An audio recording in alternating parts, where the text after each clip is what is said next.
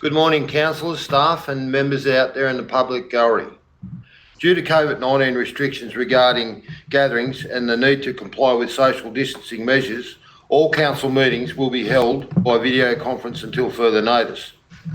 Residents will not be able to attend meetings in person. Federation Council wishes to advise members of the public gallery that council meetings will be live streamed so that the public may view the proceedings of the meeting in real time or later, and will be available after each meeting on council's website. I'd like to acknowledge the traditional custodians of the land on which we are meeting today, the Bangarang people, and acknowledge the Aboriginal and Torres Strait Islander people who now reside in this area. I extend that respect to elders past and present of the Bangarang nations.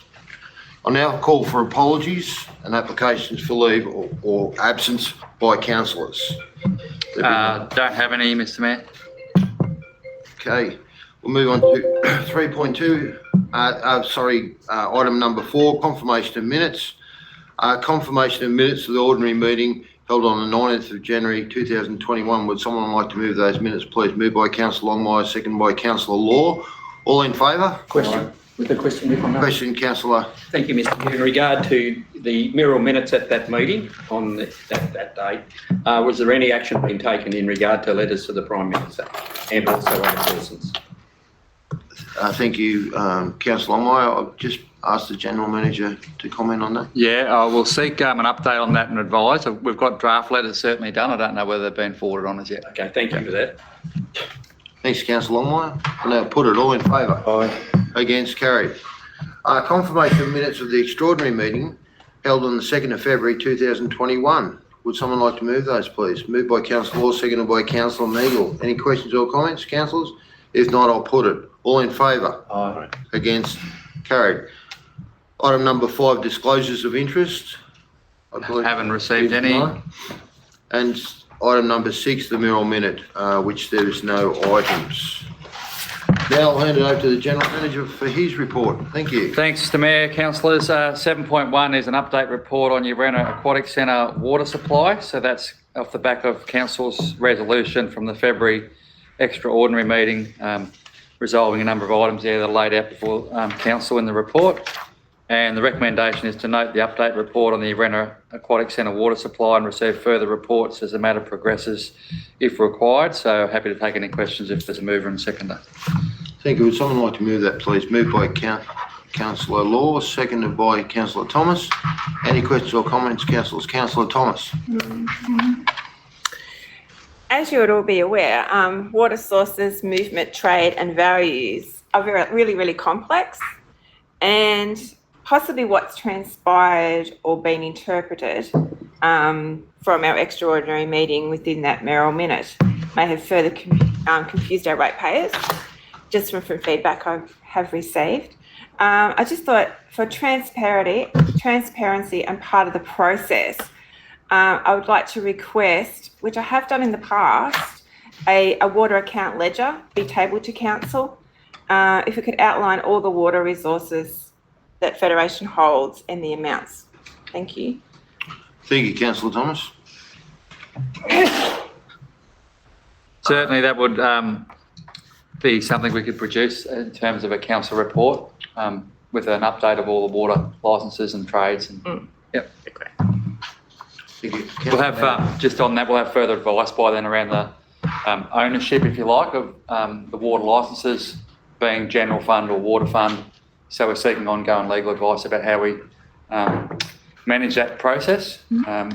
What I can say, it may be in the report, but it's moving pretty fast. But what I would say is that the advice that we're receiving, not so much the ownership stuff, I'll leave that with the legal advice to come through, but more so on the inter-valley trade. Our advice is that you can't trade directly 100 meg or up to 100 meg off Murray and over to Bidgie because of that Barmer choke constraint. So it's about zones and things. We're getting advice from Ruralco, so it would be what we initially had intended if there ever was a transaction to occur, would be temp sell, temp buy. So 2 different processes. Thank you, Councillor Meagle. Mr. Mayor, just a quick question to the General Manager. Has you got an indicative time frame of when this might be progressed, given that there's a whole lot of agencies that need to be contacted and advice sought from?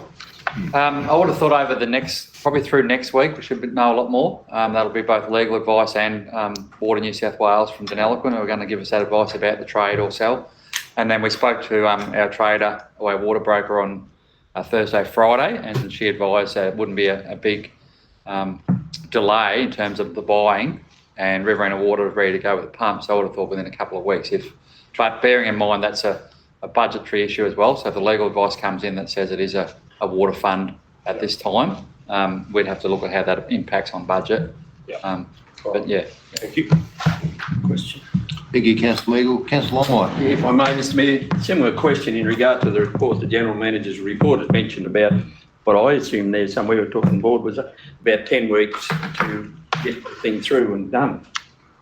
That'll make it the end of May. Easter's the first week in April. How do we go there? Yeah, so that might be a practical reality of pumping time versus what Councillor Meagle might have meant was the time frame of getting the water to start pumping. Yeah. What I might have referred to in there was we're thinking it's about a meg a day capacity in the line. So the reality was we'd take It's 100 days. Yeah. That's where that came from. Yeah.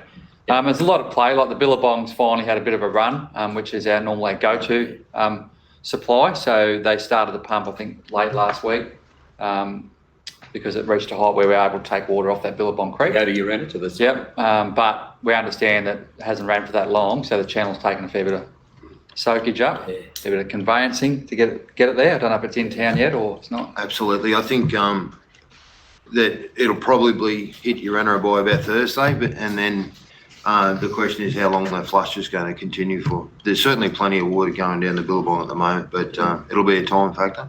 They need to put a couple inches in a day. But just added to that, I'd like to thank Council, but particularly the staff and General Manager for the work they've done on this water. We've had conversations with the broker this week and certainly moving along. And as soon as water hits the aquatic centre, whether it be Billabong water or Colombo Creek, it immediately stops the evaporation. So you maintain the water level from that point on, and it's only adding water from then. So it's been positive. It's been very good. So if there's nothing further, I just might mention, just on the same basis, the other thing we're seeking an update on is that bore, and there's some information coming later about the Balldale water supply in their bore, because part of the council's decision with the Yarrawonga Aquatic and the drought funding was to fund a bore within the park itself, which the test results were there years ago. So that would be another factor to get some more security, because I think long term, like any of our businesses or our assets, we need to make sure we can work towards more sustainable decisions and solutions that don't need these sort of. But yeah, we're working through the complex mechanics of the water legislation and see how we go. thank you. If there's nothing further, I'll put it all in favour. Aye. Against, carried. 7.2, Mr Mayor and Councillors, is a report Murray-Darling Association for the 77th National Conference and AGM to be held up Wentworth. So the report here is before you, and recommendation is to note the report on the 2021 conference and endorse the attendance of Councillor Thomas as Council's delegate for the conference, and allow the virtual attendance of either or all of the Mayor, Councillor Longmire, the General Manager. So the thing being that this clashes with our council meeting in May, so it's right in the middle of that time frame. So being chair of Region 2, I'd like to think Councillor Thomas could be an apology for this council meeting, and the rest of us remain and then attend virtually. They do a good job of running a virtual meeting, that group. So moved. Moved by Councillor Meagle, seconded by Councillor Law. Any questions or comments, councillors? Councillor Law. Yeah, I think it's suitable that me in particular, I'll stop here and do it by video. I mean, and that's the way to go. I mean, this is the way of the world. And so for Councillor Thomas needs to be there as a delegate, but that's okay. That's how I'd accept it. yeah, Definitely. Thank you, Councillor Moore. Councillor Thomas. I just want to say I'm humbled to be nominated to attend, and I'm really looking forward to attending in person. Hopefully the world is on our side and we can actually meet in person, especially the board members. We're hosting our board members meetings online, which is really good, but it'll be really that next level when I get to meet them in person. I'd just like to put it out there, if there's anyone in our community or fellow councillors or council themselves would like me to take any issues or projects or any feedback to the AGM, we're actually in the process of tabling our motions as we speak. So I'd only welcome anything that I can take forward. That would be great. Thank you, Councillor Thomas. Just more water availability would be good, thank you. Okay, if there's nothing further, I'll put it. All in favour? Against? Carried. 7.3, Mr Mayor, councillors, is a report on the Yarrawonga Holiday Park contribution to Hurdle Park Adventure Playground. So this report just brings forward a lot of history around the initial instigators of that project, and recommendation is there for council to agree to accept the funding acknowledgement request from Yarra Holiday Park, and that full naming rights be given to the beach area component, which is currently under construction. And the council note that the COVID-19 restrictions have heavily impacted on the park's tourism business, and that we'd agree to quarterly instalments of $25,000 for the remaining pledge of $200,000 till that balance is paid. Thank you. Moved by Councillor White, seconded by Councillor Wales. Any questions or comments? If not, I'll put it. All in favour? Against? Carried. And thank you, Mr General Manager. We'll now move on to item number 8, Director of Corporate and Community Services report. Thank you, Joe. Thank you, Mr Mayor. Stand, Joe, everyone. Oh, yeah, I have this down, that's fine. Thank you. Good morning, councillors and GM. This first report at 8.1 is the monthly performance report for January 2021 year to date. Key highlights from this report are that total income year to date is $29 million against a full year budget of $46 million. From an expenditure perspective, year to date expenditure is $24 million against a full year budget of $42 million. Cash in the general fund is sitting at $13.3 million. And our debtors at the end of January totaled $8.7 million, which is down $400,000 on the previous month. It's recommended for council to note this report. Thank you. Moved by Councillor Meagle, seconded by Councillor Law. Any questions or comments, councillors? If not, I'll put it. All in favour? Against? Carried. 8.2 is the quarterly budget review for December 2020. For the 6 months to December 2020. Changes proposed in this report are to recognise additional grant funding that has been secured for an additional vehicle for the mobile preschool service, funding and associated expenditure for the rural fire service, and there's been some movement between the capital budget and the operating budget as detailed in the paper. It's recommended that council note the quarterly budget review and those adjustments. Thank you. Moved by Councillor Wales, seconded by Councillor Thomas. Question, Councillor Thomas? My humble apologies, Director Shannon. I wasn't really sure where to direct this question without notice to yourself, whether it was going to be in 1 or 2, but here I am delivering point 2. As you would be aware, Federation very kindly received Commonwealth funding to the value of $2 million delivered over 2 $1 million increments with the drought funding.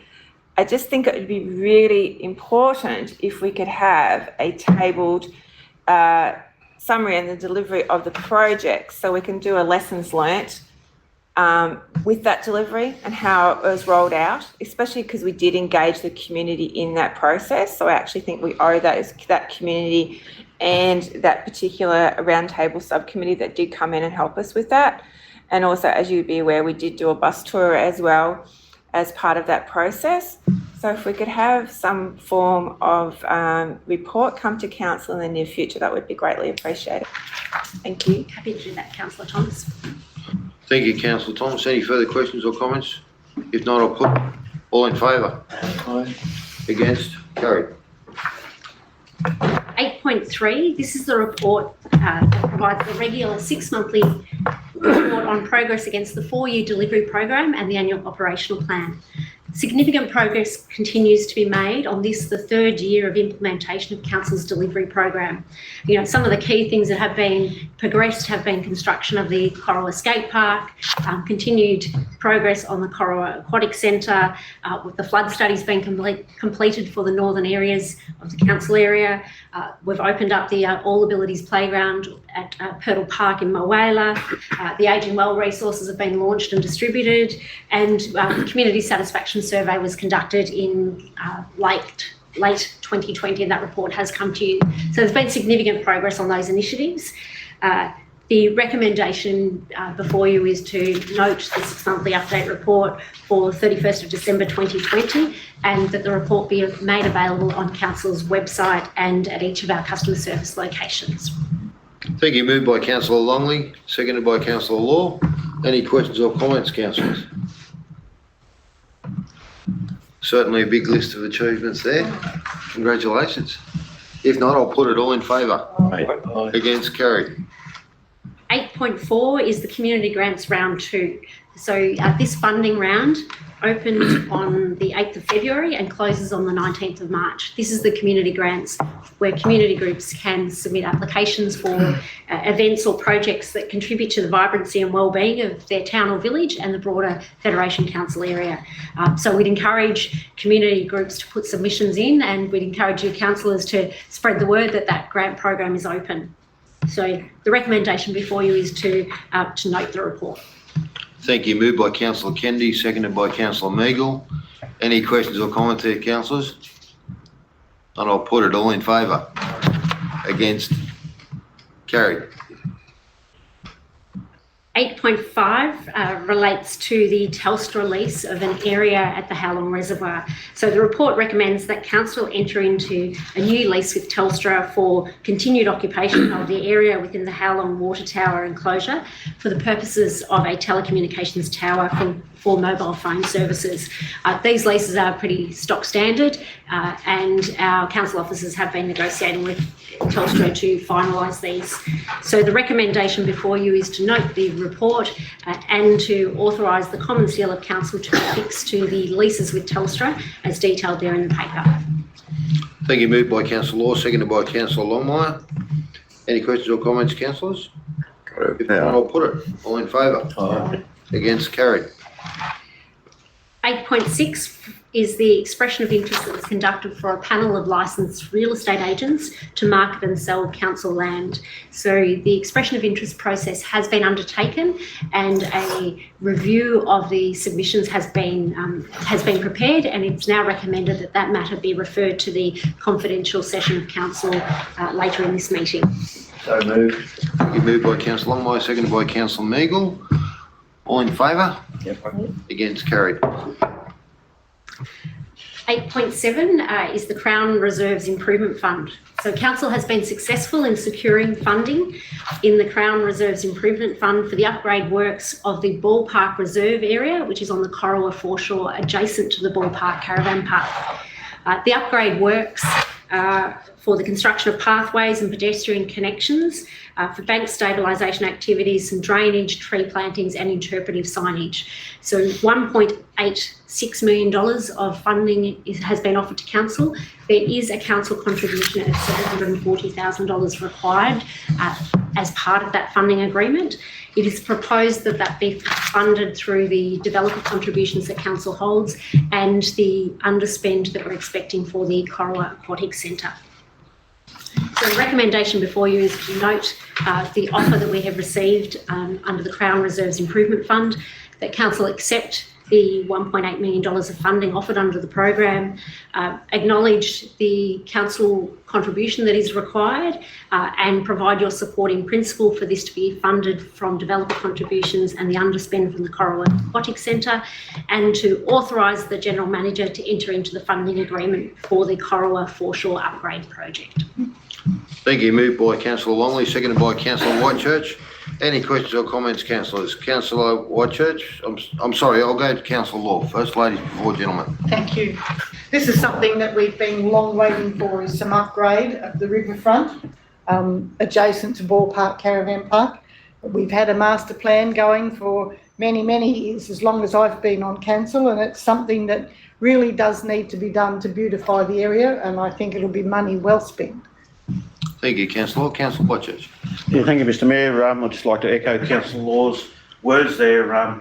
It's probably come at a very apt time, given the background work that's been having to be done at Ball Park, just to get this over the line and to make the whole big picture start to fall into place with master plan. So I know that for the general community and those driving past, it seems like nothing's been happening. We know a lot's been happening behind the scenes, and this, with what else is about to transpire with the underground works and whatever, certainly is going to bring the whole thing into a picture, and I think seeing some movement will be great. Yeah, excellent. Thank you. Councillor Longmore. Yeah, that's a question of the director in regard to the assumption that the funding of 746,000 is something that we can hang our hat on. Thank you, councillor. Sorry to be pretensing in a cautious manner, but I've got a better one than that. From the latest reports with the Coralway Aquatic Centre, we are expecting it to come under budget. And the previous council meeting, there was a report that it was sitting at 500,000 under the budget, which is effectively the contingency amount for that project. The developer contributions that council currently holds total $615,000, and those are for those funds are there for community assets that are for the benefit of the broad community, and those funds have not been allocated to any particular projects at this time. So there is a schedule of potential projects, but the recommendation has been worded in a way that it's in principle support for those funds to come from those two sources, while we firm up exactly the amounts that would come from each source and determine if there are any issues with that. Yeah, I'd certainly support the opportunity for the 1.8 million. I mean, you've got to see what we can do to make sure we can go forward at the end of the conditions applied, which it is by the sound of it. You sound like you're very confident about it. We can get there. Thank you. I think you could probably put your hat on, Councillor Longmore. Yeah, see what happens. Councillor Mingle. Yeah, thank you, Mr Mayor. I'd just probably like to echo all my councillors' comments. I think it's an opportunity almost too good to refuse. However, I feel that because of that contribution and council's current financial sustainability journey, that we need to make sure that finances are very well tightly controlled in the delivery of those projects, because any sort of blowouts or overspends on that could have, lasting consequences. So providing we can keep it to budget and keep council's contribution to budget, I'm happy to support it. Thank you. Councillor The reason I support it, I think it's going to be a great benefit for Coral, particularly for tourism. It'll tidy up an area that's not that pristine at the moment, and Coral needs all the help it can get with tourism. I think it'll really benefit the town. Thank you. Councillor Longley. Just a couple of quick points, if I could. Yes. Yeah, thanks, Joe, for that report. I think this, like Councillor Law and Whitechurch had said, it goes right back to Coralshire and their foreshore master plan, and then reactivated by this council, I think December 2019, when you agreed to undertake a structure plan for that whole precinct. And it is, like Councillor Whitechurch said, it's a journey, so people would understand, or wouldn't understand naturally, the work involved, but bringing in Morris Park as well for Cora. So what the consultants have prepared, which is coming back to council in March, is the final structure plan. But I think this funding opportunity, when you look at the other grants that went out across the state, this is an enormous injection under that program. So well done to the staff, especially down through Jared and those guys that put in these grants as well. But I think that council committing to that strategic planning to have a whole precinct approach. Murray River towns that activate their foreshores just go on, and we know that coming from our community strategic plan, that the economic development, behind roads and the Cora Pool, economic development, tourism was a huge community priority. So I think well done. And I just want to mention there's an extremely accelerated time frame for delivery again. So pressure back on us again, but they're talking around 12-month delivery, which is a big challenge for us around approvals and, the environment down through there with Aboriginal heritage and that, but we'll be doing our darndest to deliver on that, as we always do. Thank you. I'd also like to show how grateful we are to Justin Clancy's office via the Crown Lands grants. It's just given us that massive kickstart that we all needed to get this project going. We all know it's going to be a fantastic project for the community, and probably in some ways lifeline funding sources and tourism, as has been said here today. So thanks very much. I really do appreciate the work that Justin Clancy and his office have put into that, and that we're very appreciative of receiving that funding. Councillor Longmire. Yeah, if I may just to conclude the discussion, Mr Mayor, in regard to former Corowa Shire was one of 5 within the state of New South Wales which were given the opportunity for a pilot program in regard to Crown land being transferred or doing some activity towards the communities. And I'm not sure whether some of that background is based somewhere, Mr General Manager. I'd imagine it would be. Yep. But certainly we were one of 2 rural councils throughout New South Wales that were handpicked to go forward with some resolution to explain to somebody in the New South Wales government that it's a good idea. So if this is a testimony to starting somewhere, that's a good thing. Thank you. If there be no further comments, I'll put it. All in favour? Aye. Against? Carried. Agenda item 8.8 relates to a proposal for regional bus services under the Rural and Regional On-Demand Public Transport Pilot Program. So they're proposing to extend the Riverina Murray service, on-demand service, into the Federation Council area, providing greater linkage between Corowa and Howlong, and then also those communities into Albury. It is proposed that the service will operate as a trial for 6 months to get an understanding of patronage and how it can actually operate. The proposal is supported by Council's Ageing Well Committee and would provide greater access for community members into medical appointments and things of that nature. The recommendation before you is to note the report and to provide a letter of support to accompany the proposal and the application into the Transport for New South Wales to extend the Riverina Murray service to Corowa and Howlong. Thank you. Moved by Councillor Wales, seconded by Councillor Thomas. Question, Councillor Thomas? Oh, yeah, okay. All good. It was absolutely superb because with my fellow councillors Longley and Law were actually able to be in the room with the main person who is going to deliver this service. He spoke very passionately and his journey thus far in able to deliver it. And I suppose what really brought home the importance of such a service was some of the examples of community members that he has got into, medical appointments or the simple art of shopping or, visiting a neighbour or just that connection. And as we all know, that connection has been lost. And if such a bus service can provide a connection, how important is that? The other thing that was highlighted was that it is a pilot project. And as a pilot project, it was actually offered to all New South Wales bus services. So as part of the process, he is now offering it to Howlong and Corowa. I would like to think there would be some appetite for it to go further afield. But let's look at this and embrace this opportunity in a really positive way. Thank you. Thank you, Councillor Thomas. Councillor Wales. Thank you, Mr Mayor. I fully support this, and I certainly think it'll be a great plus for our community for this service. Excellent. Thank you, Councillor Wales. Councillor Law. Thank you.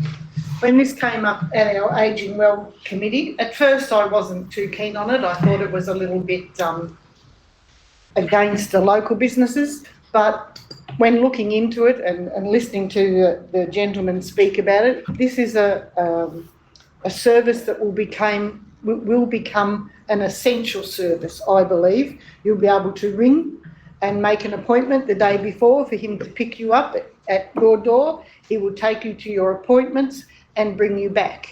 You maybe get there a little bit early, but always on time.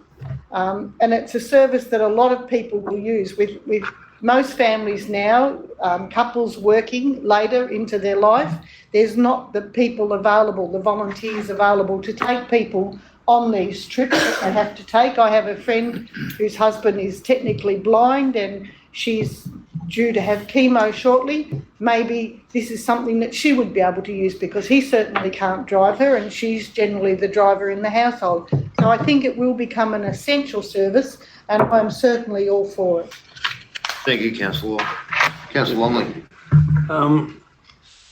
This proposal was actually started by Sandra Hill, editor of the How Long Grapevine, who then got about 350 signatures on a petition. And then through that, she engaged with Joan Palmer, who, from this end, who has pushed it to the stage at this. It is going to be a fantastic opportunity for particularly aged, but other people with disability as well, because door to door, you can't get better than that at $2.50 a time. It's not bad. Absolutely. If there's no further comments, councillors, all in favour? Against, carried. Agenda item 8.9 recommends the establishment of a rates advisory committee to assist council with establishing and maintaining a harmonised rating structure that meets the requirements of the Local Government Act and that is able to support the current and future needs of the community. The purpose of the Rates Advisory Committee would include to provide input into the harmonised rating structure due to take effect on 1st of July 2021, consider opportunities to make improvements to the general fund rating structure for the future years, and to provide input into any future special rate variations. It's also recommended in the report that the committee contain representation from across the Federation Council area and also from across rating categories. So the recommendation is for council to support the establishment of the Rates Advisory Committee containing the representation from across the council area, to seek expressions of interest for membership of the advisory committee, and to nominate 2 councillors to be part of this process, and then to delegate to the General Manager and those nominated councillors to review the expressions of interest and determine the initial advisory committee members. Thank you. Councillor Longmire. Yeah, I certainly support the recommendation. In an opportunity, I'm not sure how you're going to go about dealing with nominating 2 councillors, but I'd certainly accept the opportunity to go forward with it. Excellent. Well, I think we might as well continue with that. We need, are we limited to 2? No, not so. We're not Mr. Mayor, necessarily, no. so there we go. Mr Mayor, can I just suggest that maybe if we're going to have a representation of councillors, that they do extend further than just the Coral area? Councillor Longley. Yeah, oh, yes. Kennedy. Yep. I just think that if we're going to get a spread of input, it's nice to have the input from other areas as well as councillors. So we've got Councillor Longmire indicated from Coral. Maybe we... Yeah, I'd be happy to represent from the northern part. And I can see his hand. so we'll have someone, Councillor Kennedy and Councillor Thomas. Oh, we've got He's waving. Councillor Kennedy's put his hand up. So we at the moment we've got Councillor Longmire, Councillor Kennedy, myself. I'll represent the Councillor eastern end of the Longley. empire. Was there anyone else burning for a position there, or we're pretty comfy with that? Are you happy with that? Very comfortable with that. Thank you. Any questions or comments in relation to the Just group? to add, Councillor Thomas? just wait for Rochelle to add Councillor Longley on the. Councillor Thomas, did you have a comment? I'll wait till Michelle finishes. Oh, okay. Might be jammed. Anyway, we'll put Councillor Longley on Yeah, the list. So there's 4. Is that the? Yes, that was yeah. Yeah. Gives good coverage. Good cover, good spread, yeah, for sure. And certainly give the other committee members the feel that it's an inclusive thing. Councillor Longley, Dave Longley. 4, yep. That's it. Thank you, Councillor Thomas. Thank you to the staff from behind the scenes. As you know, it came across our desks, early 2018. And I really think that it's a really key timing. The timing couldn't be better. And I'm looking forward to getting the reports brought back to our business committee and their journey forward. Thank you. Thank you. So I'll have Councillor Longmire move it, and seconded being Councillor Whitechurch. And Councillor Longmire, do you have a comment? I think in regard to other nominations from the community, have we got some intent there of category? Business, residential, farmland, how do you go about it? Yes, so we'll be seeking expressions of interest from community members, and then, as detailed in the paper, proposing that we have 3 representatives from each of the 4 quadrants. And then within those 3, there needs to be at least 2 rating categories represented, whether it's rural, residential or business. so that we ensure we have a cross-section of the types of ratepayers that we have and representatives across the geographic area. So in total, a number on the committee would be how many?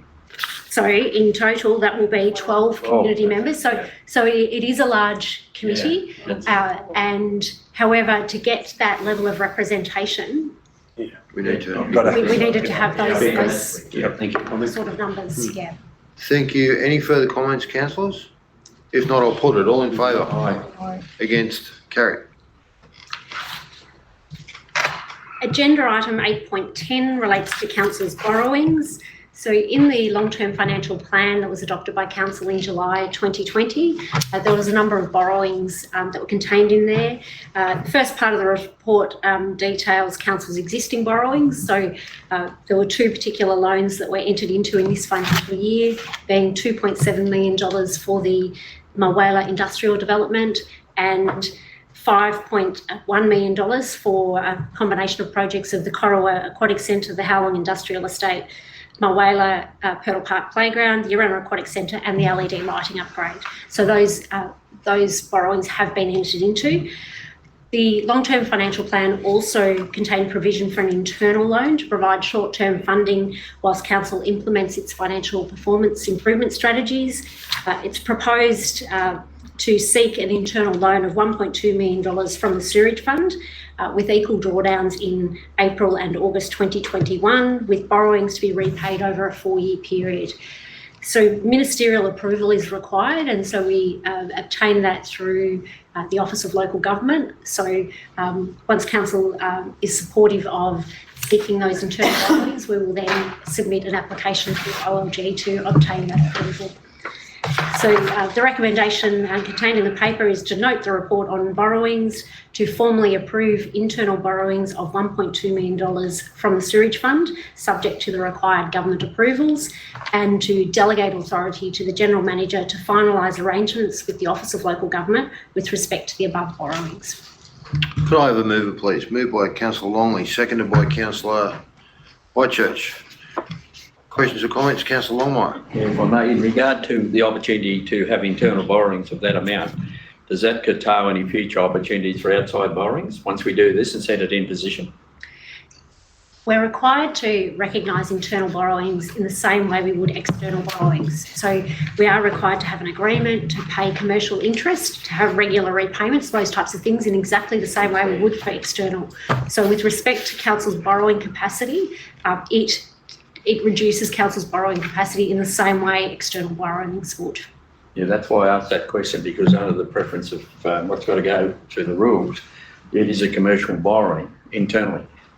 So that's why I asked the question, does that restrict us on any future borrowings outside internal borrowings?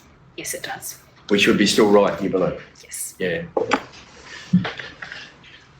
Councillor Miggle. Thank you, Mr Mayor. Just an assurance from the Director that we won't wind up in the same case as the Central Coast, who got into a lot of trouble for borrowing against or using the internal restricted funds. It's a little bit tongue-in-cheek, but I guess just to make sure that we're still above and meeting all the requirements. Under this arrangement, we would still be meeting the required financial covenant targets. We are progressing down a financial sustainability pathway, as we have discussed. So it will be a requirement for council to generate revenues to come into council and to control expenditure going out. So that obligation will not change and will be a key requirement moving forward.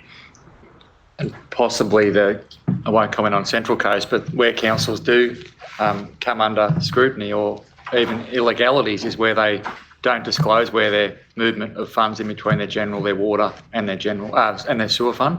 So I think that could be some of the problems that councils face where they haven't been fully transparent about those movements in the funds.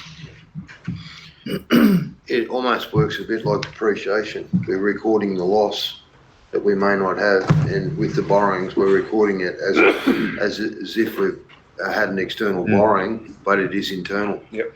As such. It is internal. It will then recognise income in Sewerage Fund. Yep. So it will have an interest income coming into it. Thank you. Any further question, councillors? If not, I'll put it all in favour. Against? Carried. Agenda item 8.11 relates to Council's event schedule for 2021, the requirements to conduct events in a COVID-safe manner, and following significant review of our events program, to operate events in a COVID-safe manner does require considerable actions that need to be implemented to protect community members and council staff. Given the extensive nature of measures that would be required for the Australian Billy Cart Championships and the Festival of Fun for Kids, and the current volatility we're experiencing in the pandemic with lockdowns and things like that, it is recommended to you that these events be suspended from the 2021 events schedule, and that Council also note the intention to explore further opportunities to seek funding for a smaller North of the Murray event series to actually provide some level of economic stimulus into the community. Moved by Councillor Longley, seconded by Councillor Law. Any questions or comments, councillors? Councillor Meagle. Thank you, Mr Mayor. Any time that we have to cancel an event that is such a draw card to our Shire is really disappointing. And it's a little bit with a heavy heart that you support something like this because there's a lot of people that look forward to it every year. It's become a bit of an icon. I think we've been going, Mr Deputy Mayor, 5-6 years that we've been running Billy Carts, or is it longer? Longer. So this is a decision that I think is unfortunate but necessary, given the uncertainty that we have around public gatherings and the nature of how the Billy Carts is run and the Fun Festival for Kids. So just to probably let the public be aware that it's not something we just decided to do to save a few dollars. It's actually something that we're doing from a health perspective, and we've seen KVE cancel. We've seen a number of other events that have not been able to go ahead due to the COVID safe measures, and unfortunately this is just another one that bites the dust. So disappointing but understandable. Thank you. Thank you, Councillor Meagle. And Councillor Meagle, I'd also like to comment that I'd have to say at our extraordinary meeting a couple of weeks ago, I was disappointed to hear that it was going to be cancelled. I think we've been in that state of play that COVID, you know, we're cancelling a lot of things, and sometimes you wonder whether they could have been COVID safe and we could have carried on and kept the economy going. But 2 weeks ago was a different story as we're making the decision today. Today the borders are closed. Yep. Whatever the amount of work that's got to go into this event, I just don't think they'll get the return that they would expect with tourism, etc., under the conditions that we have at the moment. So I totally agree with your thoughts on that, and it's a shame, but coming out of COVID, looking forward to the next bigger and better Billy Cart event. Councillor Thomas, did you have a question? I was just after some commentary from our director in and around how staff feel the North of the Murray event series will be rolled out and the time frame with that. And also I would like to think that those communities where it is rolled out, they would be able to have input that would actually give them that self-ownership on how they would like that delivered within their community. Thanks, Councillor Thomas. That event series is at an early stage, and so we're working through what that could look like and then looking at securing funding to be able to deliver that. So it's probably a little bit early at this point in time for me to be able to answer your questions. However, when we have more information on that, I will ensure there is a report to Council to ensure that you are informed about what is intended there. Just one other point of call. There was just one event that I had come across my desk that isn't in your list, was the Miranda team penning. They had made inquiries about council's position about them holding that event. Did that come across your desk? I am not familiar with that one. However, I will follow that up, and If you could follow that up, that would be brilliant. Thank you. I might just make a comment if I can, Mr Mayor. This list here is really just purely the ones that we own and run, okay. I think, and there's probably others that we do own and run, but they were the ones that the staff had put forward. But yeah, you have Miranda team penning, Oakland's truck show, so there's a bunch of I others. see that in there, so that's Bunch of why. others that we don't really own that one, the Oakland's truck show. So it has come up though as an issue because we go in the rules about what you can and can't do under the state government health, and they've sort of, I think, mismessaged that a bit and said the council said you can't do this or that, but we've just had to relay what the requirements were, so that may mean they can't have their truck show. And Joe, I just had a question, but you can take it on notice, because I might have made a typo myself. In the bullet points of all those events, it's got Festival of Fun for Kids, and it is also appearing down the bottom as Festival of Fun for Kids, but I think it had seniors written on that. So I didn't know whether that meant Seniors Week and whether that had been discussed or not yet about what we do around Seniors Week, so we can, because I don't know if that was... Yes. I'll take that as a... Yeah, because I don't know whether that's held later in the year, and but it's something that we obviously need to be considerate of, how we manage that event, or those series of events that happens through that week. Yes, and planning is well advanced for those Seniors Week Is it? activities, yes. So that's likely to happen still? At this point in time, yes. Oh, yeah. Thank you, councillor Whitechurch. Yeah, Mr Mayor, just a query. Have we put any provision in place to have the Festival Fun for Kids in the future? Because it is biannual still, isn't it? So does that mean that we don't now have it for another 2 years? That one will work. We'll have a look at that in the budgeting Yeah. process, Yeah. so we'll bring that back to The council. other thing I thought, that's generally in May. Is it the Festival Fun for Kids? August. August. Later, wasn't it? Have we preempted Yes, close to show. sort of cancelling a little bit early? When I would have thought that it changed pretty quick with COVID, one way or the other. The vaccine's on the shore now. It was, what we thought was pretty well under control until they brought a handful of tennis players in with it. I just thought we might be a bit preemptive cancelling it now. Could we review it in, say, June or something, as opposed to cancel it now? That's just my thoughts. I think it's a little bit early for that one. Definitely the billy card, sir. Councillor Moore. Yeah, I think that there's a lot of organisation got to go into the Fun for Kids Festival, and it's not something that you can do at a month's notice. It needs a lot of things to be organised, things to be bought in. It's just not something that you can do at the drop of a hat, and I do support cancelling it for 12 months, and then we see what happens after that. There is extensive workload in organising that particular event, and lots of controls that need to be put in place. Whilst the vaccine rollout hasn't yet started here, it's also not due to finish. From the latest things I was looking at, it's talking end of October. Yes.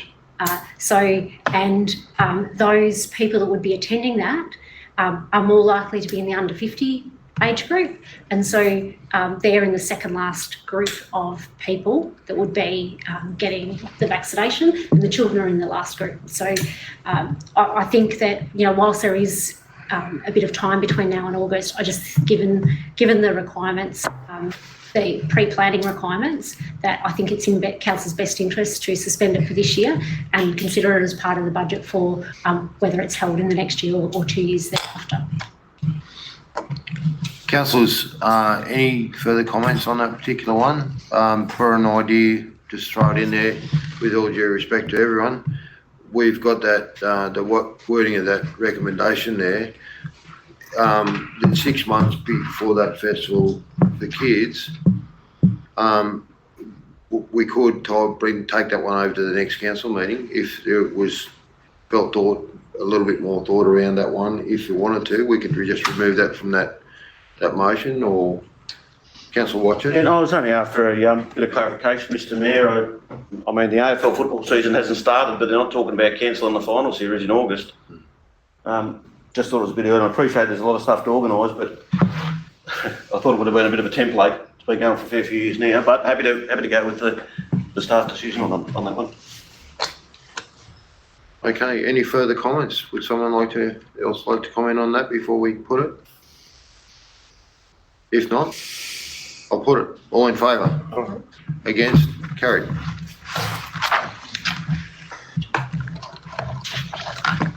Well done, thanks, Joe. Oh, sorry, thank you very much, Thank you, Jay. Mr. That Mayor. was Thank you, councillors. a large report. And now we'll move on to item number 9, the Director of Development and Environmental Services report. Good morning, everyone. Morning. How are we going? Oh, All right, for you, I've got a Caroline. quiet month. I want to see. No, all good. Item 9.1 is the approvals undertaken in January 2021. Relatively quiet month, but a short month for the approval process. Thank you. Moved by councillor Meagle, seconded by councillor Law. Any questions or comments, councillors? If not, I'll put it. All in favour? Against, carried. Just like to comment on that one that we are almost at our usual annual turnover and we've still got 3 months to go. So the team have done an amazing job. Excellent. Item 9.2 is the development applications determined under delegation. Happy to take any questions. Moved by councillor Longley, seconded by councillor Whitechurch. Any questions or comments, councillors? If not, I'll put it. All in favour? Aye. Against, carried. Item 9.3 is the regional and state significant development applications that have been lodged. There's been no change since the last reporting period. Thank you. Moved by councillor Meagle, seconded by councillor Law. Any questions or comments? If not, I'll put it. All in favour? Against, carried. Item 9.4 is the Saleyards Master Plan with a recommendation for council to adopt the master plan. This has been a huge piece of work for that facility, and I have to say a special thank you to Angela and David Coppolino in getting this plan out to the public and to this point. Thank you. Moved by councillor Longmire, seconded by councillor Thomas. Question, councillor Longmire. Not a question, just a comment in regard to the opportunity that Dave Polino and I have next week, I think it is, the 26th, where we go down to Horsham and the ALSA group have their workshop meeting down there. And one of the opportunities in that trip is for us to view, David and I, the new Horsham covering yard shed down there.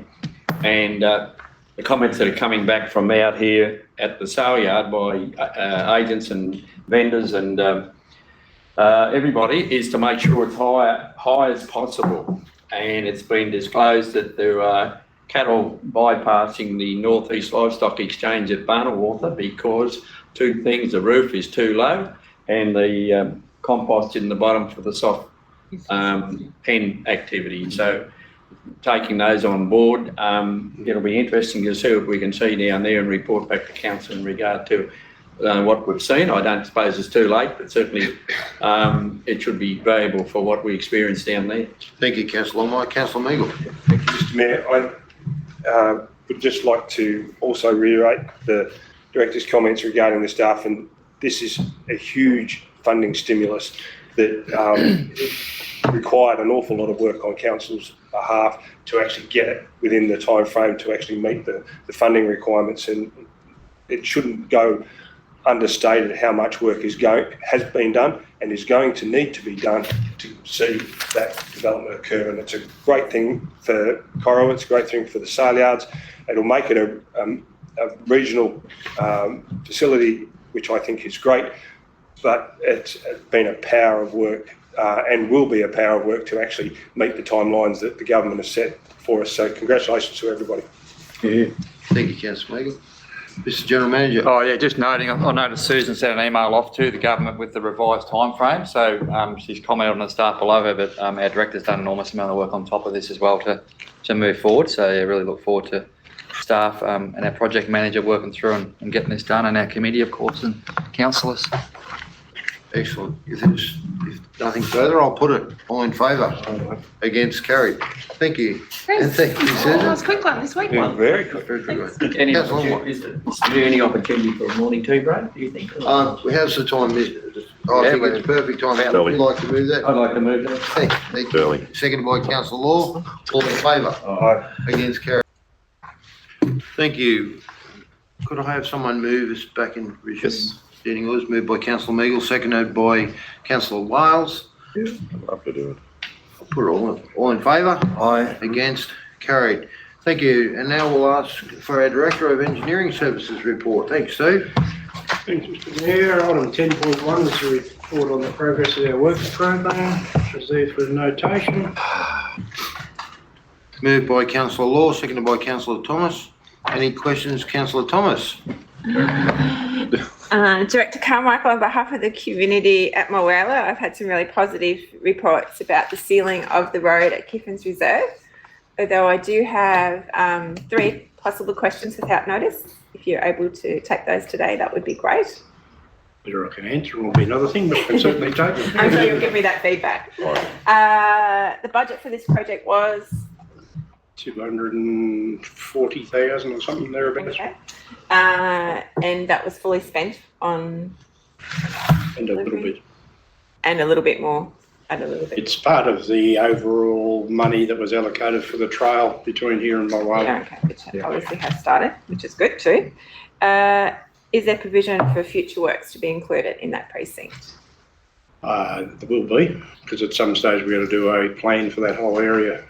How many times do I have to bring this to chamber? Yeah, another one's there, but it needs, that was done in about 2013. 2013, it's in draft format still. And it needs to be, it needs quite a bit of amendment, to be quite honest. Yes, I love it does, it does. But But we also need a plan for the whole of Kiffins, not only for that, for bushfire management. We had some meetings there prior to the bushfire season. This year we've been blessed, I think, that we haven't had a major fire since that windstorm went through a number of years ago. 2013, at the beginning of 2013, we had that tornado, which it's still got living memory sitting there, so. There is. Yeah, which is all good. So. Just some feedback from a lot of local users, just everyday day trippers go in there, even just a lot of locals either go out there, just, enjoy that really beautiful passive area, and it is a beautiful passive area, and they'd like to give feedback to council, say thanks for maintaining it. Just a couple of little things I probably would like to see go in there would be more rubbish bins in that particular area. And just with the tarring of the road, a couple of regular users have noticed that people might be going a little bit too fast. Is there any opportunity to put some form of speed limit through there now? Because it's tarred, it makes it a bit easier for people to go a bit quicker if they want it to. Yeah, we certainly looked at that. We also looked at one stage of making it one way. Mm-hmm. So that at least you didn't get conflict of interest, because we didn't, obviously it's a trail for bike riders and walkers. And lots of walkers. And with that, in that particular area, we had to make it with vehicles as well.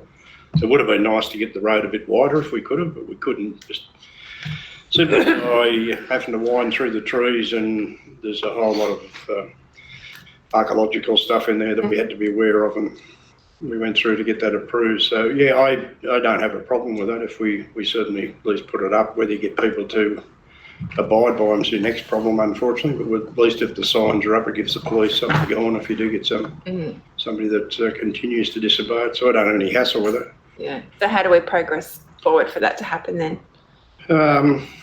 I'll have to think about that. Probably got to go back through the traffic committee, being a public road.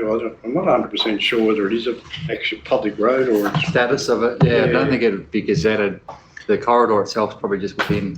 Yeah, well, there's two corridors, the local land services at the bottom end, and we've got an area to work at. A bit of it actually, which I've now found. And I suppose you've got to think about that western end too, when is actually used as a travelling stock reserve, and that is actually portioned off when you do have cattle held in there too. Yeah, that's right. So, yeah, no, we certainly take that on board. That'd be great. Yep. Thank you, and I Thanks. think there may be, Susan Lee's office did ask some time ago about that project and would like some information on it. There might be an opportunity for some funding there. Anyway, if there's nothing further, I'll put it. All in favour? Against, carried. Item 10.2 is the Capital Works Program. It's this down.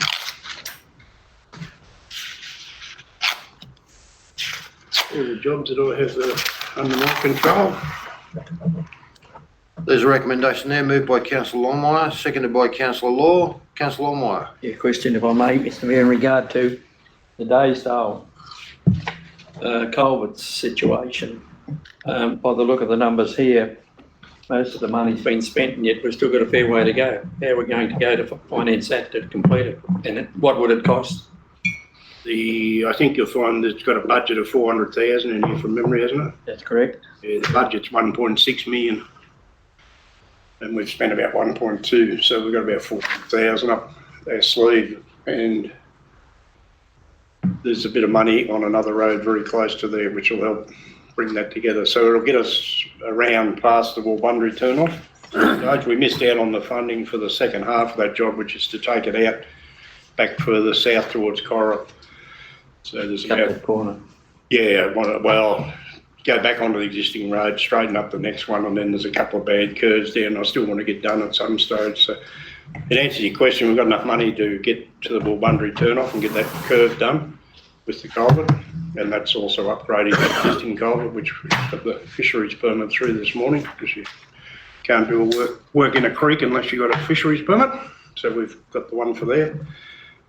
So I think I've got enough money to do that, and then it'll just be a future program down.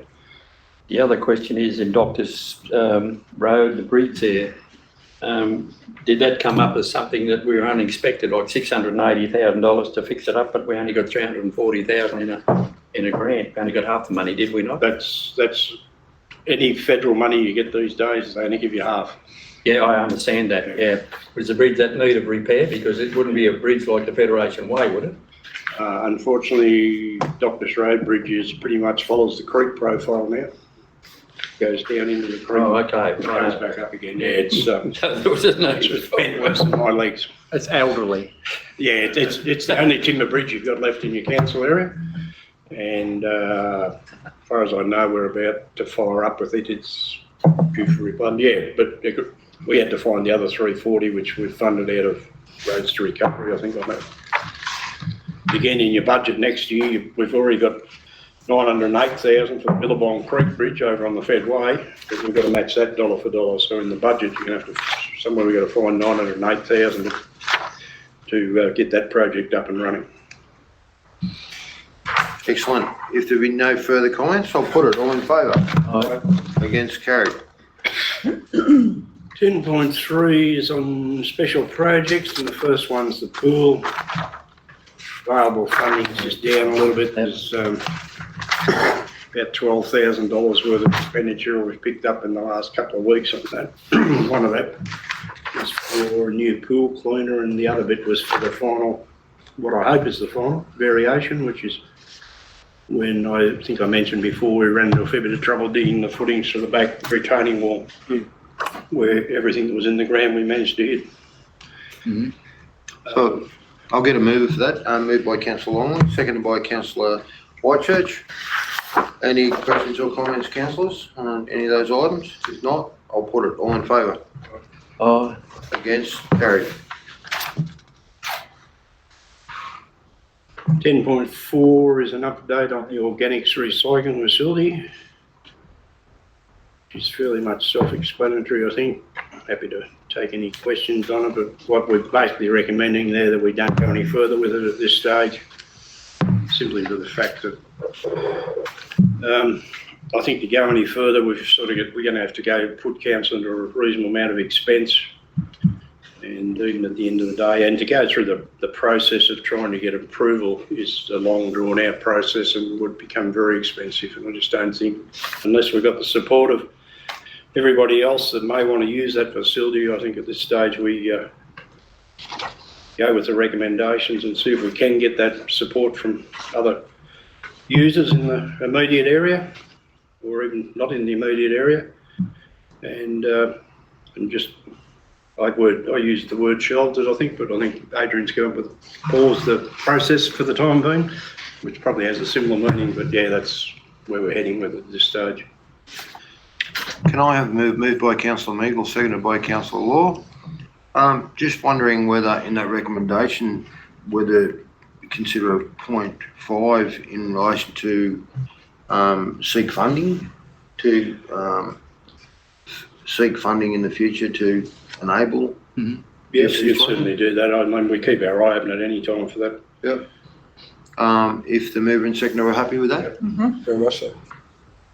What we really need at the moment is some funding that we can just fund things instead of having to find additional money to match it. Exactly. And I was just concerned if there's a good funding opportunity out there that we were on the ball with that. Councillor Meagle. Yeah, comment.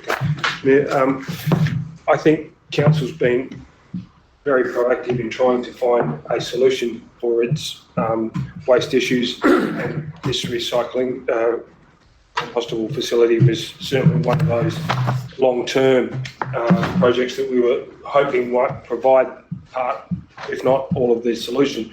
To have to shelve it is disappointing, but it's understandable. Unfortunately, it means that we are still, as a council, going to incur significant costs in terms of operating our waste business in the interim until we can come up with a better solution. So I congratulate council for looking for a solution to the problem. Unfortunately, we weren't able to progress it as far as we would like.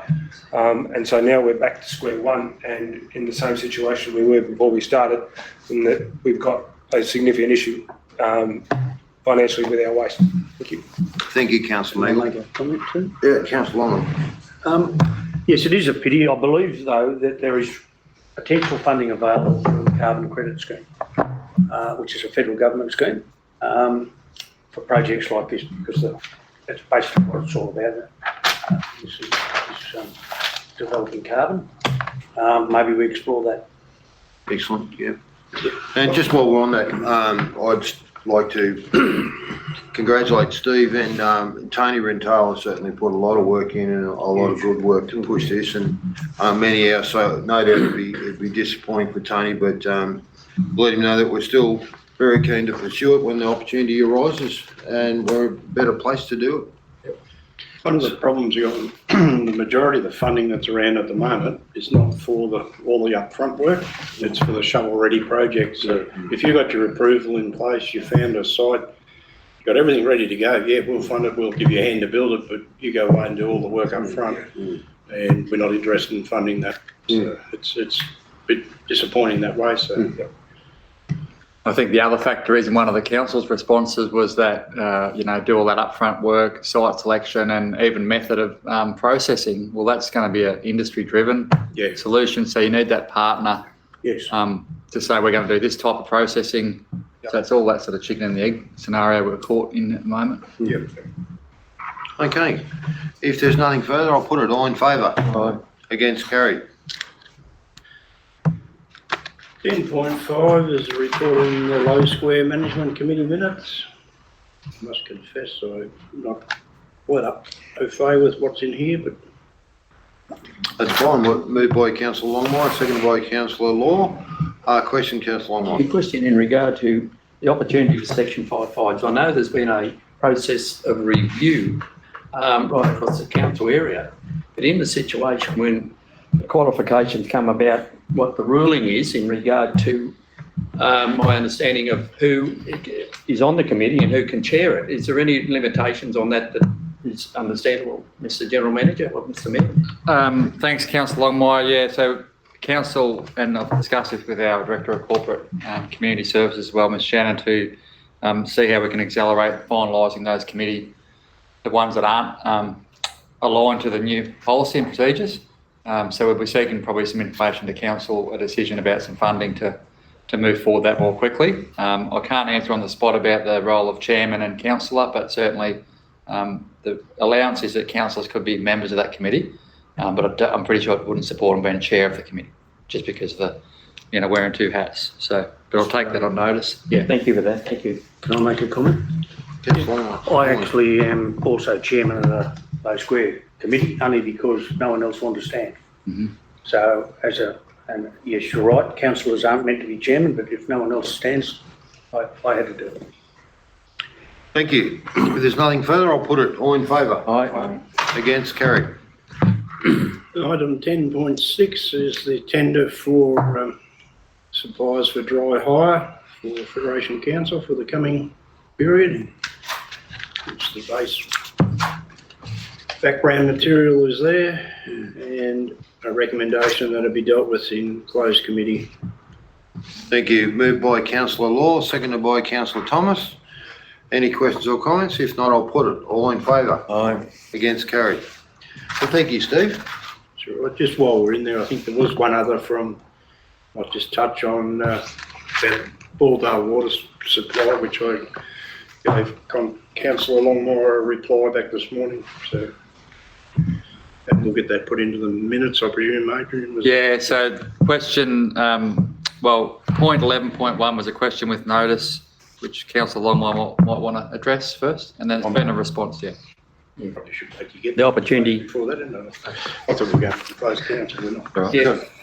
This subject topic is something that's been lingering around for a while, and at times we get confident about there's some future where something's going to happen.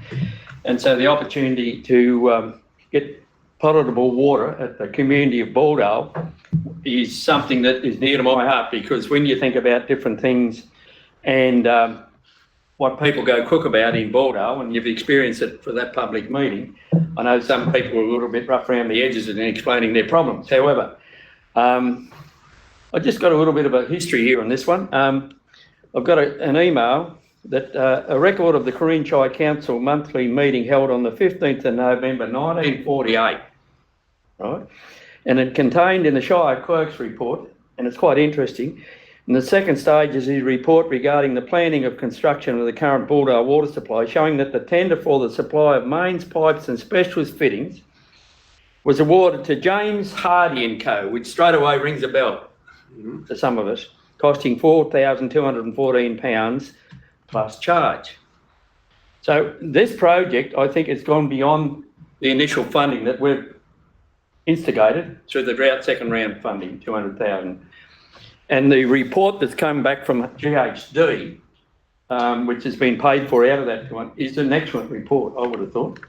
I believe that there's avenues through the federal government and the state government where we can get something to occur for the opportunity for the last, I would imagine, frontier community within our shire to be able to get good water from. I really believe this. And so in that request to go forward for something to happen, to his credit, Mr. Carmichael sent me an email this morning in regard to explanation of where it's at with the question with notice, meaning that my understanding is there's somebody being assigned to do a test bore. Would you like to take that one, Mr. Carmichael? Yeah, we've signed, I think they're due to start first week in March. Yeah. So what we're going to do is put another bore down beside the existing bore, see if we can find that second aquifer that you thought might be there. And then if not, we'll go back to the one which we know, which is about 5 kilometres to the south of there, down Baldale Road, and further investigate that. They did some flow testing there when it was originally opened, but it's been now capped, so it'll need to be reopened and flow tested further to do that. And we will then use up the rest of the available funds to get some new pump and switchboards and all that sort of stuff ready to go, because we haven't got the money to do the pipeline at the moment. That's the bit that's missing. So I think GH&D's price was around 1.6 or 1.8 million or something to do the whole works from memory. I think the other sensitivity about it is the current structure for the water tank up on the hill. Yeah. Plus, more importantly, the asbestos pipes that feed the village. Now, when you read up, the alarm bells went off when I saw James Hardy, that was a supplier, and I also already knew that they were asbestos pipes. But there's no determination through all sorts of tests and results that wet asbestos fragments are lethal. Dry, yes. However, we've got situations out there where people, when the pipe breaks, and it'll break probably average twice a year through age, where the repair work that's done, obviously they have to be cut. So then in one situation, you've got a person that's a resident in Baldale with he's on the end of the line, where the fragments of the asbestos turn up in his situation when he turns the tap on. Now, in real context, I've heard the Prime Minister, and I've mentioned in this chamber before, in question time, where he was asked by a resident of the Northern Territory about potable water for all communities. And he's on record, on Hansard, of saying there should not be one community that doesn't have potable water in Australia. And we have Baldale as that community. So some way, whichever way it takes, between the federal government and the state government, we have to do something for those people that live out there. As a little community, they've been lucky to get an industry going out there, which is so busy every weekend that they are employing up to 20 people currently or more. And so just to set that scene, a lot of the people have been used to this water that they've had for so long. People have said, oh, how come you haven't done anything before? Well, the people have accepted it because the status quo. But now you've got some different people in there that are driving the opportunity to get potable water. And that's fair enough. So in conclusion, I thank Mr. Carmichael for taking the question. I'd like to table something, if I may. And I'll just show it round. But it reads as a dry gin. Now, it's actually not dry gin. I'll give you two guesses to say what might be in that bottle. Exactly, Councillor Meagle. You wouldn't wash your hair, you wouldn't wash your clothes, you wouldn't clean your teeth in dry gin. But this is what those people are expected to do, to live and survive in a normal life and pay for the water every day of the week. So councillors game it up, or I challenge them to have a little sample of this at lunchtime to see what the status quo is in regard to the water quality at Baldo. Thank you, Councillor Longmire. Yes, first. Just a question to you, Councillor Longmire. Do you think that quote would be still open or not? The original quote from James Hardy, the I don't think so. £400 or something? 4,000 odd pounds. Okay. Councillor Longmire, would you like to move a motion that way that If I may, Mr Mayor, Council I'd would certainly appreciate that. seek funding and look for other sources or other opportunities as well, whether it be another water authority, just to further investigate the opportunity for Baldo. In that premise, Mr Mayor, there was and I just caught the end of it, a news bulletin on television last week that I just caught the end of it by, I believe, a department in New South Wales government, and it had something to do with infrastructure. But I certainly was a minister, and he was applying the opportunity for people, and one of the resolutions since the drought, not only in federal but state government, is to give people good water. And it was to do with the town's Assurity in New South Wales, where there are other examples where they've run out of water. Not the quality of the water, but they've run out. And so I'm not sure what that area is, but somebody within the logistics of this building wouldn't be able to find out. Excellent, excellent. Now, if somebody's willing to support that as a motion. Yep, I've got a seconder, Councillor Thomas. Any further questions or comments, Can I just Councillor? make it, sorry, could we just include in that resolution, and we include Daysdale in that? Because Daysdale hasn't got a potable water supply either. Okay. Yeah, absolutely. I'd just like to make a comment about asbestos pipes. How long is probably 3/4 full of asbestos pipes, as is Corowa and Mawar. That's right. You're not the only one with it. Yeah. Councillor Whitechurch? Mr Mayor, I totally support what Councillor Longmire's bringing to the table. And yes, there's a lot of asbestos pipes around all over Australia underground. But a lot of our villages haven't got water. Rennie, Daysdale, I mean, where we draw the line as to where we get it. But I think it should be something that this council should be striving to do. And whether it is to be setting up mini filtration plants with tanks at these towns and something like it, there's got to be some way that rural towns somewhere in Australia are doing something to give potable water. Obviously a line is one way, but there's towns that are far away from their main water filtration plant that must have some ability to store water from the ground and then treat it. And I'd be happy to support something to look at doing that if that was going to be an option for all of our small villages. Yeah, I think I support what you're talking about, Councillor Whitechurch, in regard to that. But right now, we have to start somewhere. And that's why, for that instance, the Baldo supply, when you taste that sample, you make up your own mind. Okay, well, we've got some wording up there. So the motion was moved by Councillor Longmire and Councillor Thomas that council seek grant funding to further improve the Baldo and Daysdale water supply systems with the view of installing a potable water supply. So we've got a mover and seconder. Any further questions on that, councillors, before I put it? If nothing, I'll put it. All in favour? Aye.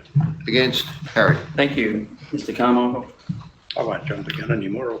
Thanks, Steve. That's good. Okay, reports from committee, so there'll be no items, and reports from delegates. So we'll take the verbal reports from delegates. Councillor Law. Councillor Law. Thank you. I attended the Mickey City meeting last week, and we had a Skype meeting with Kyoko from Mickey, the head woman of the Mickey International Association. It was lovely to see her and talk to her, but we are still trying to keep up the momentum of continuing on with the Sister City program. We're unable to, it's their turn to come to us this August, but they are unable to do it because they're still very badly caught up in the COVID. They're hoping they might be able to come in March next year, but we are working on some programs for the school, the high school, and the other high schools in the area to make up a DVD to send to them. We also are looking at a documentary about our relationship with Vicky City over all the years that we've had it, and so we're looking at that as well.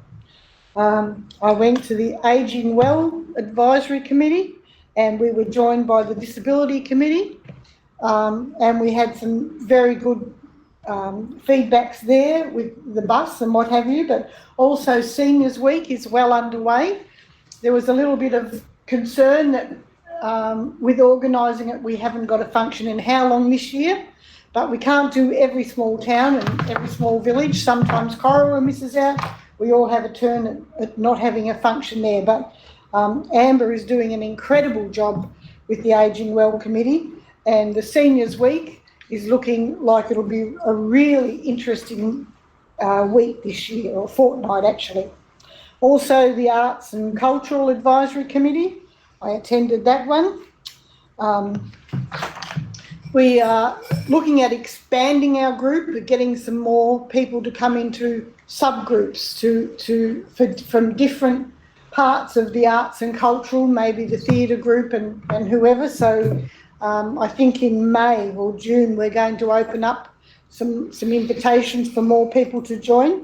But also I did sign, as the chairperson of that committee, a letter of support to try and get a grant for an article called The Footprints of the Federation, which is a celebration of the importance of engaging with and embracing the older people in our area and getting their stories of what's happened over the years. So we have something for the school children and younger adults who are newcomers to town, so that they can appreciate what's happened in Corowa or in Federation over the years. So I've had a pretty busy week this last week. Councillor, would you take question without notice, please? Yeah, I'll try. Okay. I think you just touched on a very important point, and I've seen it done in the past where some of the elderly people in our communities are interviewed Yes. by a video, and it's just so important and valuable into the future. So I'd love to see, is this committee doing that, or? Yes, this letter of support that's gone in, that I signed to be sent in yesterday, is to get a grant to do this. Excellent. It is something for ageing people to get their memories, and it's a grant that Mel Sporry has put in for, and hopefully will be successful. We're yet to hear. Excellent. Councillor Longley. Councillor Law, yes, I received a number of complaints about how long not being eligible for the Ageing Well event this year. 22% of the population, everyone else gets something. Why not Howlong? It always seems to me that Howlong's the one that's getting the kick in the guts.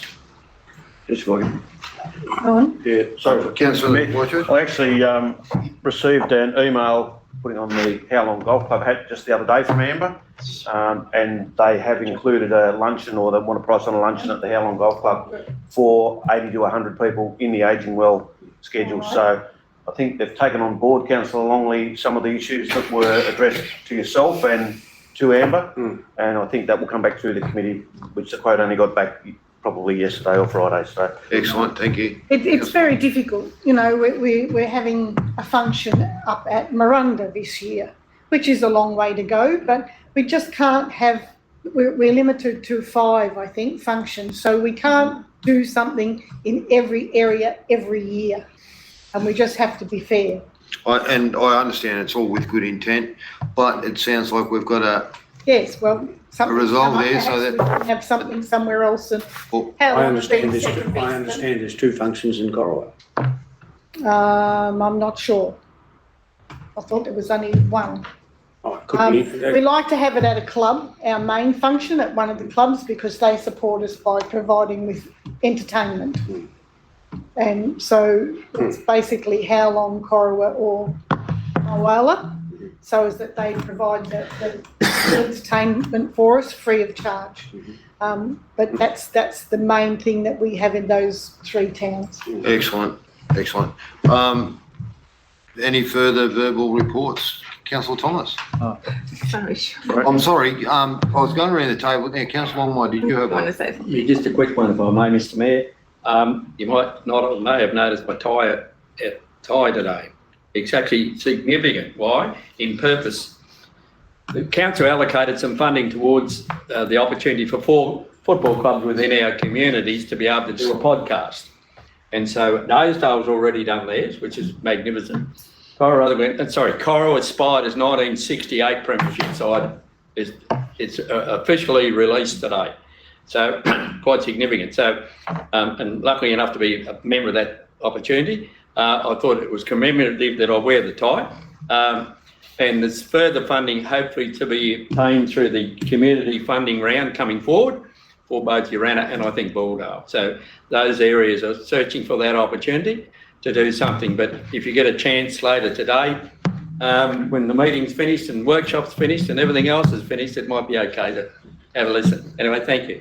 Councillor Longmire, I must say you're full of surprises today. Councillor Thomas? Okay. How exciting to hear about the footprint project.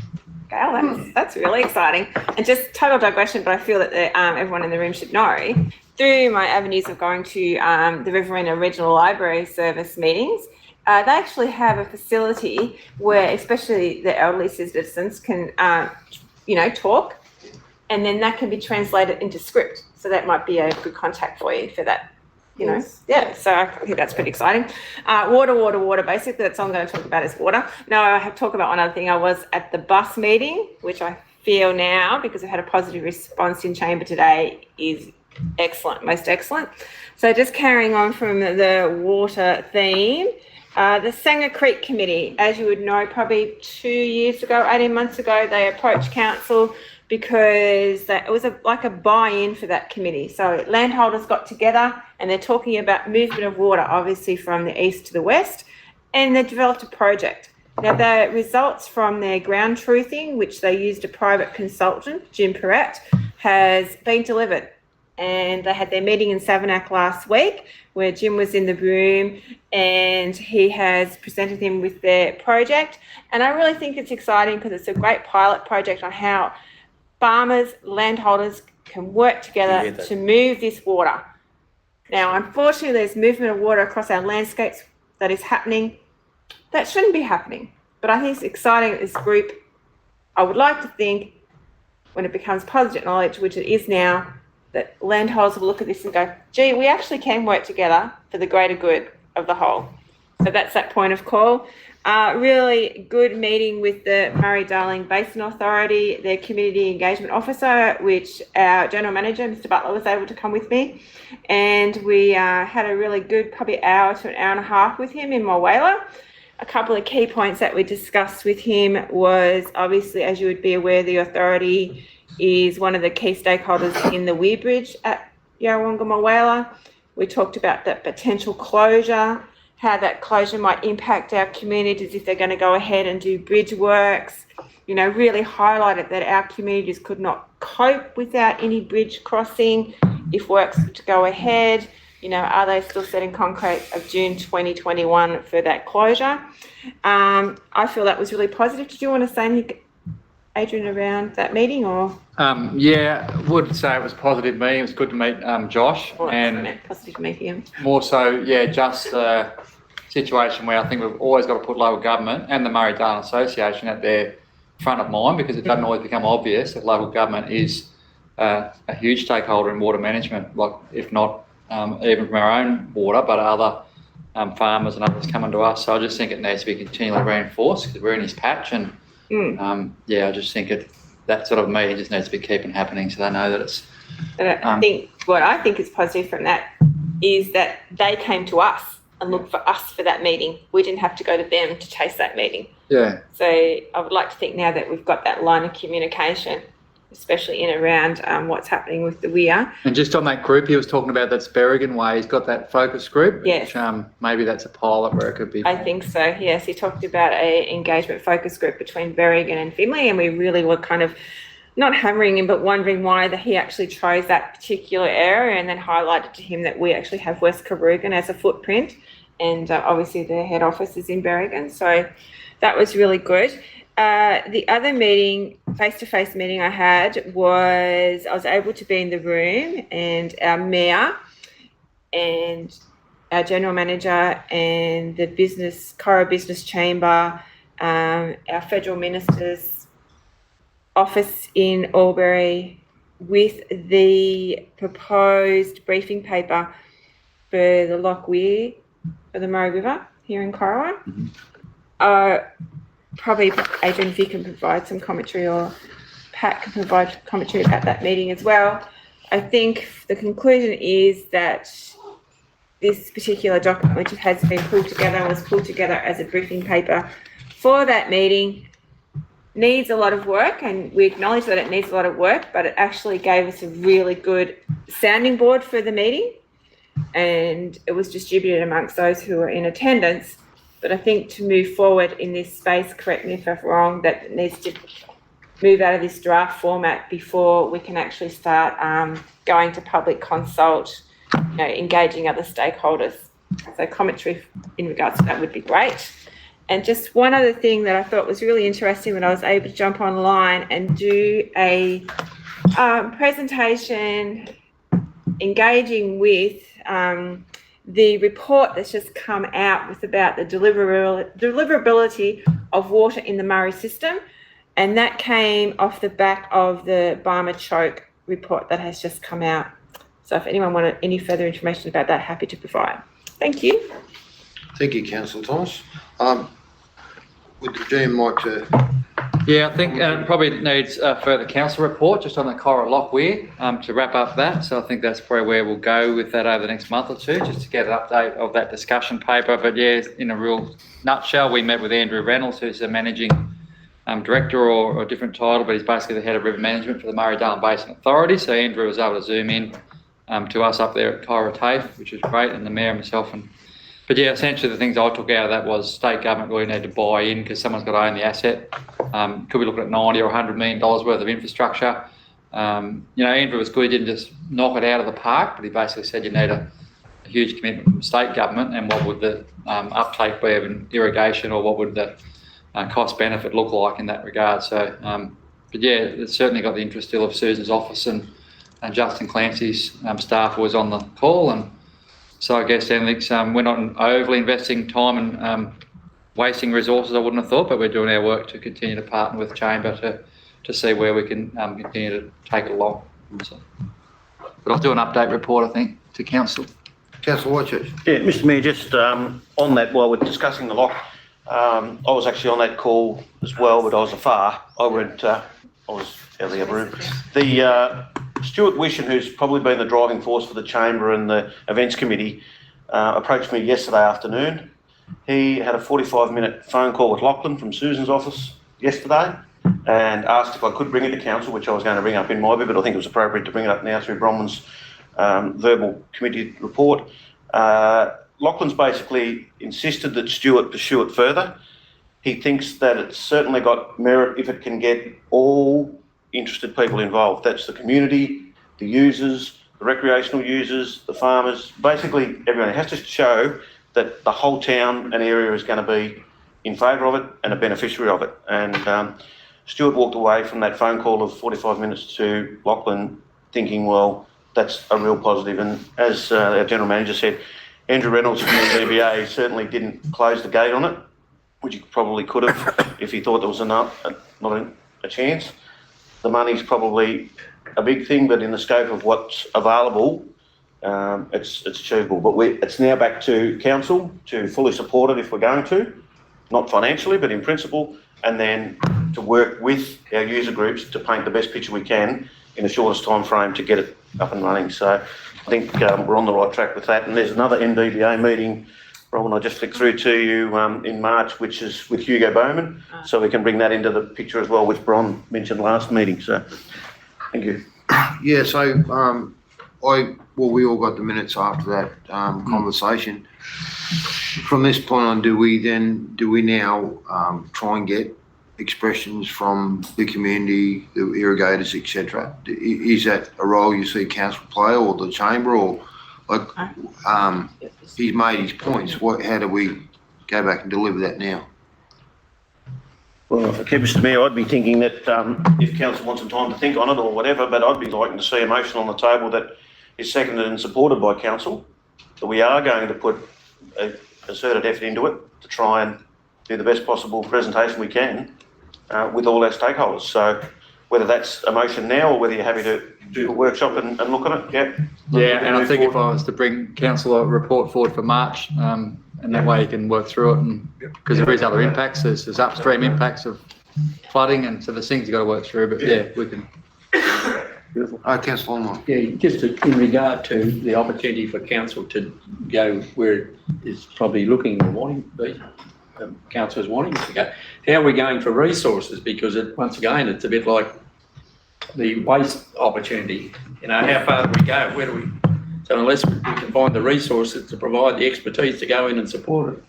Yeah, and that's really all it's been. So we certainly wouldn't intend of using any of our engineering or that direct resource that have got to do the things like Balldale and our front and centre core work. So Steve has advised he'd happy to support or attend meetings in that. You know, it's part of our role, I guess, but we wouldn't be investing significant time other than putting a paper back forward and saying, is there any funding to assist us to do that work? So it's really got to get the state government interest, I think, as the asset owner, if they're in that frame of mind. And I think initially it's really, we're just after some feedback from all those bodies whether they actually support it. So we need to show the minister that there is support in largely around the community, whether it be all those different facets. But I suppose what Councillor Longmire is alluding to as well is, and we can talk about this at March, but it does take, so we can go to a couple of meetings, but someone like myself has still got to go back and try and work with Alana or someone to do an engagement in the community roundup of all the stakeholders. So there's a lot of costs within that. Hidden costs, I suppose. So we can look at that. Yeah. So Councillor Thomas, okay. So we've, Norm. No, nothing. Thank you, Mr. Councillor Wales, sorry. Councillor Whitechurch. That's all right. Councillor Meagle. Thank you. Councillor Longley.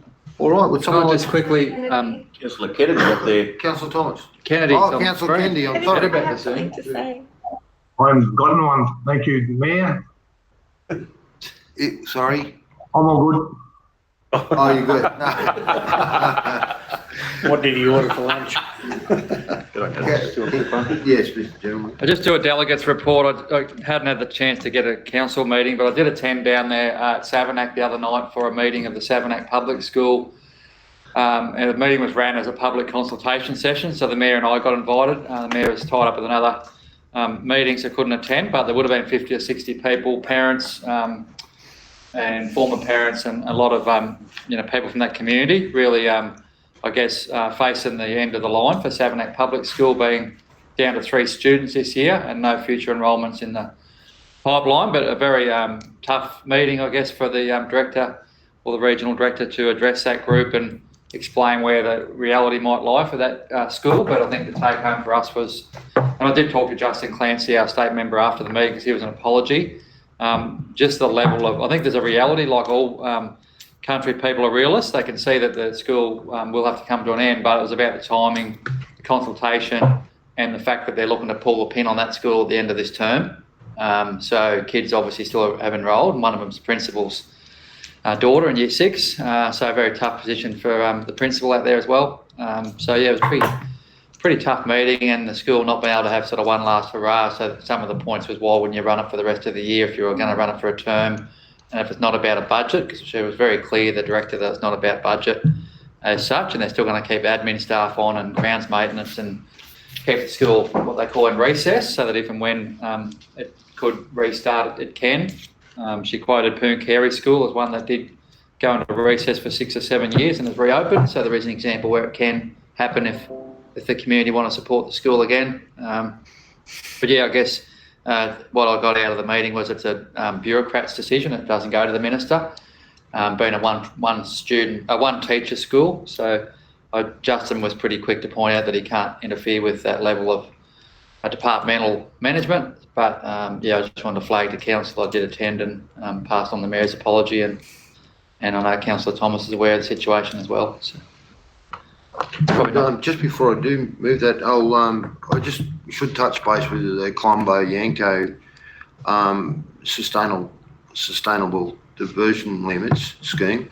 It's moved on now that they're not really looking at renewing any infrastructure apart from the Coonall Weir in Federation Council. Most of the infrastructure will be down from Drillry down towards Moolameen, upgrading weirs to push the flows out into the systems they have down there. The only thing that will affect us still is the offtake at the Murrumbidgee River. But we've, at the moment, they've engaged a lady from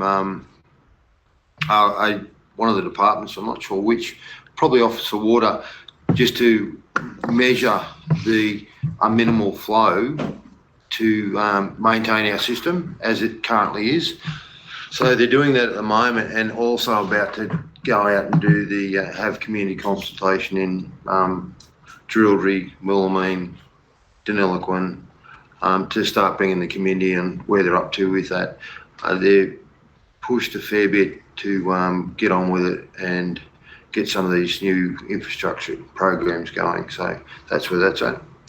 And Question from Councillor. Question, Councillor Thomas. One of those community consultation meetings is occurring in Miranda, is that correct? Yes, that's right. Would there be opportunity if we were available to have an invitation just to be in the room to gauge Oh, definitely. in the room? Absolutely. Would you be able to keep us in the loop? Yeah, That might be. I'll be going down to Miranda. I intended to go to Miranda and Drillry. Yeah. So the intent is a new weir at the BG for the Yanko offtake? Yeah, it's not starting now. It's more the infrastructure downstream that will start. The new weir will come later. But that's the part that may affect us. But there's not a lot of new infrastructure going in Federation Council at the moment. The Colombo Creek, I think there's about probably 60% of the water going through the Colombo Creek system. It's more efficient than the Yanko Creek. So the Colombo Creek, they're very keen to maintain it because it's a lot better delivery than the Yanko, and also looking at using some of the MIA irrigation channels to deliver some of the water instead of taking it down through the choke.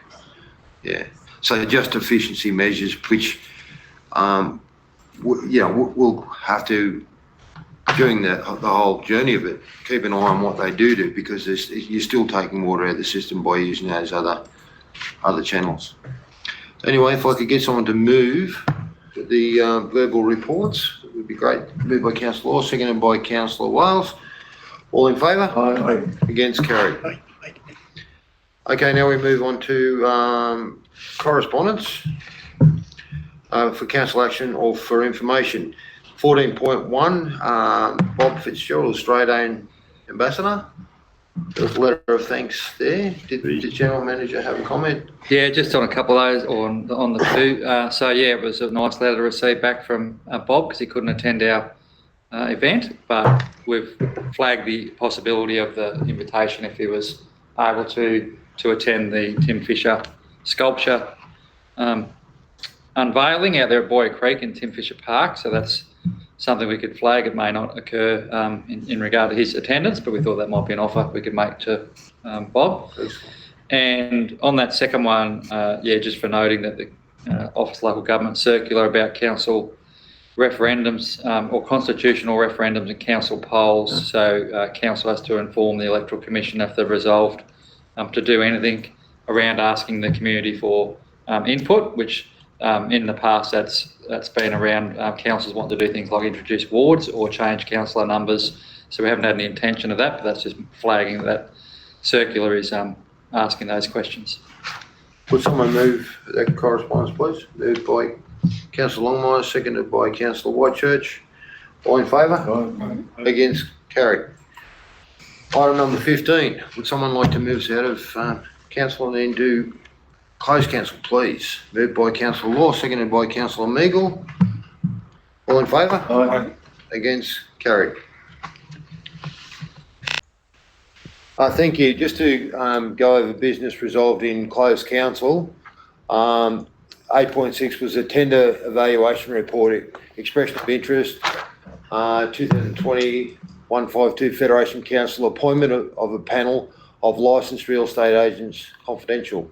It was resolved on the motions of Councillors Longmire and Whitechurch that point number 1, that council note the contents of this report, and point number 2, that council, in line with option 3, accept the submissions from both Goodhart Property Pty Ltd, TA Ray White Howlong, and Nutrient Ag Solutions Pty Ltd, Paul and Schollard, for expressions of interest, contract number 2020-152, panel of real estate agents to market and sell council land and look to build the size of the panel at a later stage.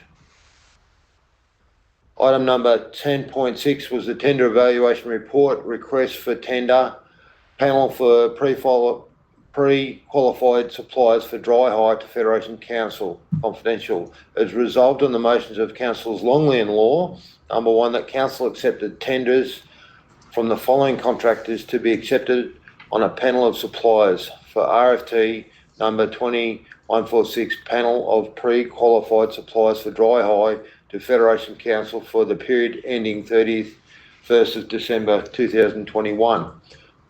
First one is AP Delaney and Company. Second is Osroads Plant Services. Third, GCM Enviro Proprietary Limited. 4, Hume Hire Proprietary Limited. 5, Luxton Plant Proprietary Limited. 6, Porter Excavations Proprietary Limited. And 7 is Walsh Wodonga Proprietary Limited.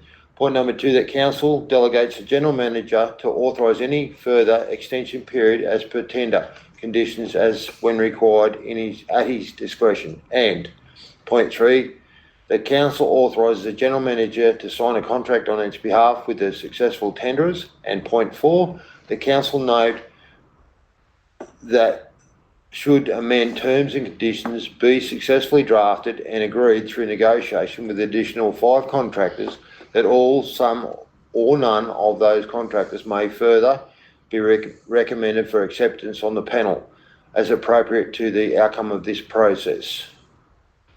We reopened the meeting, and that concludes our council meeting. Thank you very much, councillors and staff. Thank you, Mr. Very good. Thank you.